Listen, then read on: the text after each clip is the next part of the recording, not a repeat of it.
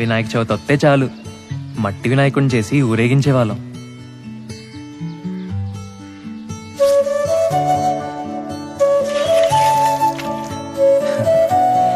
ఏది చూసినా ఆశ్చర్యమే మాకు. టైరాట,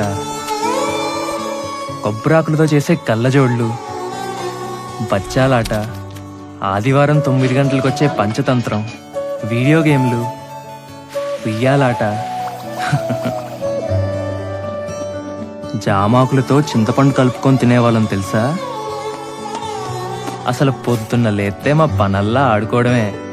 రాదే రాదే అలుపంటూ రాదే ఆడేస్తున్నా ప్రతి పూటే, వాడు వీడు అని తేడాలే లేవే, ఓ చోటే చేరి ఆడమే. అమ్మా నాన్నల్ని ఎంతో విసిగించి మాటే వినదంట వయసే, ఇప్పుడే గుర్తొస్తే అన్నీ వదిలేసి మా గుండె తిరిగేదా చోటే. అరెరే బాల్యం రమ్మన్నారాదే, గుర్తుకొస్తే కంట చెమ్మ పెట్టిస్తుంటుండే స్నేహాలే, గుండె మీద వేసిపోయే పచ్చబొట్టెలే.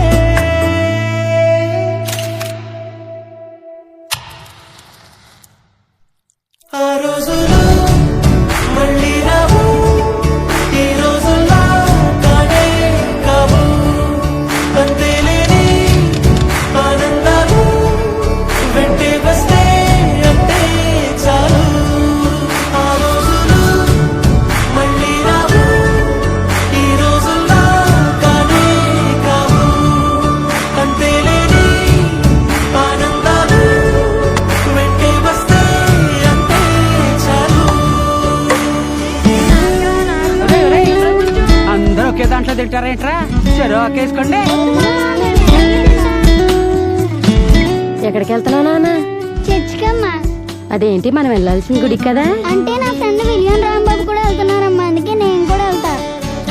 అలాగా, వెళ్ళరా. ఇప్పుడు కొట్టాడ్రా Dhoni six. Finishes off in style. A magnificent strike into the crowd. India lift the World Cup. The party begins in Mumbai. సొంత ఊరిలో కన్నవారితో ఉండే వేరేలే మనసంత హాయిలే, ఎంత మారినా సాటి రావులే అమ్మమ్మ ఇచ్చే వందకే. చెప్పాలంటే ఎంతున్నాలోనే దాస్తామా ప్రేమ, బయటే పెట్టే ధైర్యాలే లేవులే, మాలో మాకే ఎన్నున్నా చెయ్యి వేస్తే మా మీద ఎవరినైనా తన్నేటి తీరులే. రోజుకోసారే గుర్తొస్తే మా ఊరే, మౌనంగా ఆగిపోయే మనసే మారిపోయేలే నేడు ఆధారే, ఆనాటి మాయే మాయే. దేవుడు కనిపించి ఏం కావాలని అంటే,